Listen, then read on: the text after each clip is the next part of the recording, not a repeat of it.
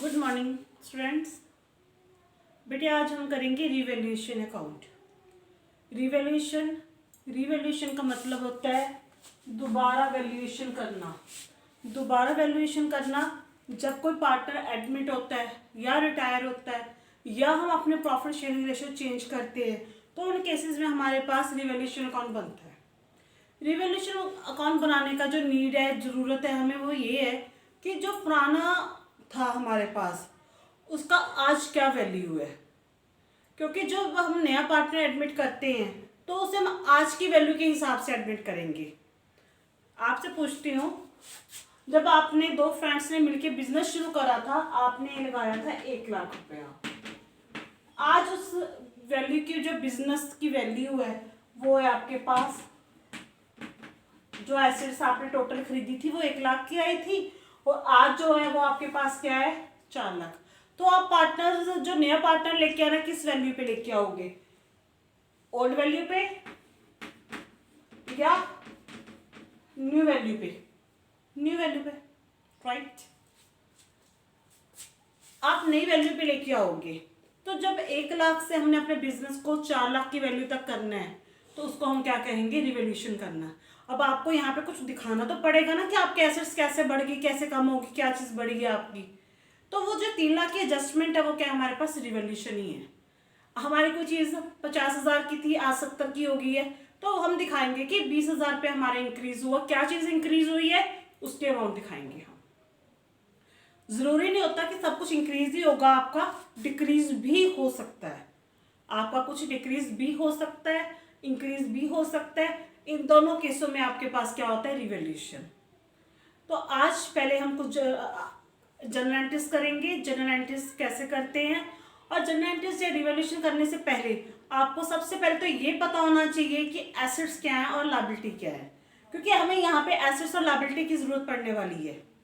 Asset और liability की जरूरत पड़ेगी, वो आपको पता होना चाहिए। उसके बाद जनरल एंट्रीज कर सकते हैं हम। एग्जाम्पल हमारे पास stock value, stock 40,000, depreciated by 10%। बेटे स्टॉक क्या है, हमारी एसेट है। डेप्रिसिएशन का मतलब क्या होता है, कम होना। तो हमारे पास जो स्टॉक है वो 10% से कम हो गया। हम एंट्री लिखेंगे journal revaluation account debit to stock account.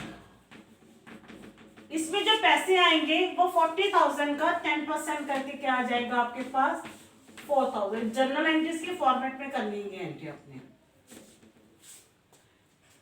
ये तो है अगर आपके पास बाय लिखा हुआ है। अगर क्वेश्चन में आपके पास टू लिखा आ जाता है, एग्जांपल है स्टॉक 40,000 डेप्रिसिएटेड टू 35,000। स्टॉक हमारे पास 40,000 का था, डेप्रिसिएट होके कितने का हो गया, 35,000 का। अब हम क्या करेंगे,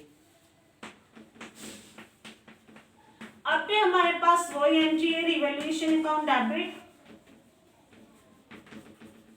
टू स्टॉक अकाउंट।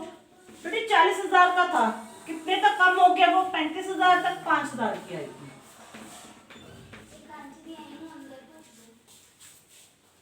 उसके बाद अगर आपके पास लिखा हो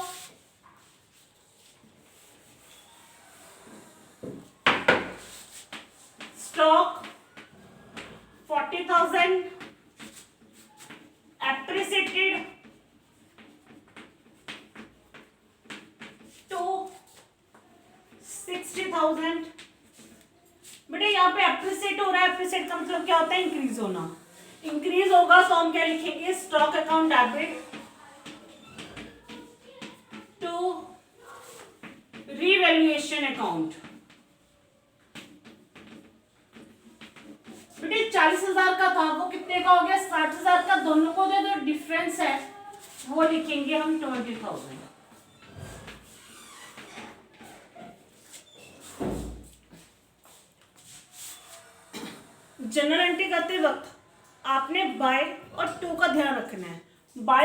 मतलब होता है जितने पैसे आएंगे आप उतने से एंट्री करोगे। जैसे यहाँ पे लिखा था स्टॉक 40,000 का, डेप्रिसिएटेड बाय 10%, डेप्रिसिएट हो गया 10% से, 40,000 का 10% यानी कि 4,000। ठीक है।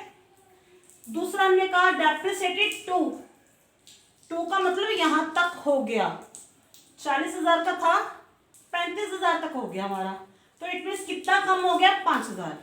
रिवैल्यूएशन चीज ही ऐसी है जिसमें आप डिफरेंस की एंट्री डालते हो, कितना कम हो गया, कितना हो गया नहीं कितना कम हो गया या कितना ज्यादा हो गया।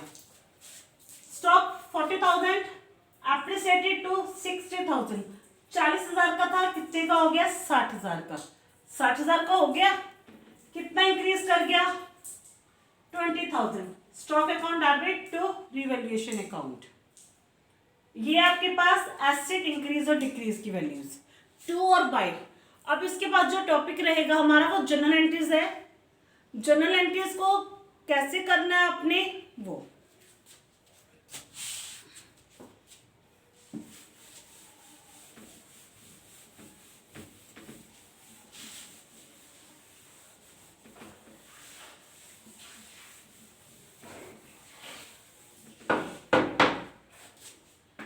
Acid decrease.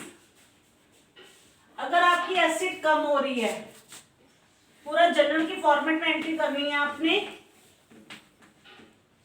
चाहे डेट की जरूरत पड़ती है नहीं पड़ती फिर भी आप लिख देना।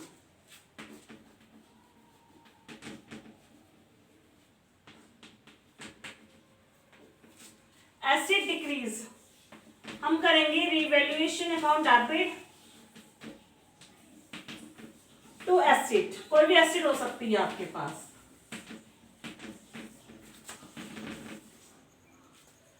एसिड इंक्रीज,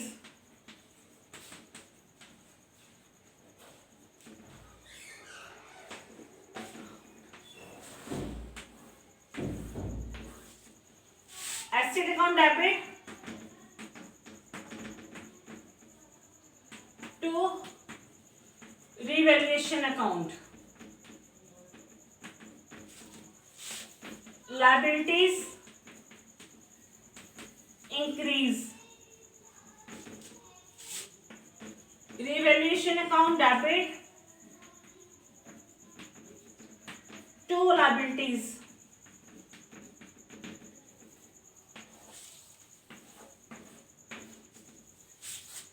liabilities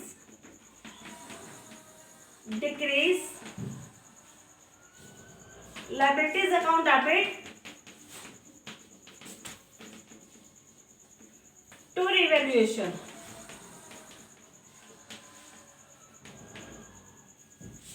बेटे ये आपके पास 4 स्टेप है।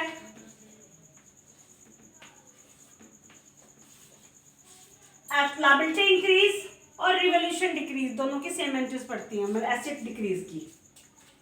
Liability increase asset decrease debit side पे आती हैं आपकी। तो बेटे इसमें जो समझने वाली बात है वो ये है कि आप पैसे क्या लिखोगे। जैसे मैंने आपको बताया कि बाय का यहाँ पे क्या मतलब होगा, टू का क्या मतलब होगा। टू का मतलब होता है यहाँ तक, यानी कि जो वैल्यू यहाँ थी वो यहाँ तक होगी, जो दोनों का डिफरेंस है वो आप लिखोगे। अगर आपकी इंक्रीज होगी या एप्रिसिएट होगी तो पहले यहाँ थी अब ऊपर हो गई है, तो जो दोनों का डिफरेंस है आपने डिफरेंस लिखना है। और बाय में, बाय का मतलब होता है जितनी रकम आएगी उतने की एंट्री कर दी है आपने। जैसे 50,000 है, 50,000 का 20% एप्रिसिएट हो गया। एप्रिसिएट हो गया मतलब इंक्रीज हो गया, एप्रिसिएटेड बाय 20%, तो 50,000 का 20% कितना आएगा, 10,000। आप 10,000 की एंट्री करोगे। दोनों का जो आपका इंक्रीज हुआ या डिक्रीज हुआ, जो डिफरेंस है उसकी एंट्री करते हैं हम रिवैल्यूएशन में। प्रैक्टिस के लिए जनरल एंट्रीज करनी है। Thank you, have a nice day.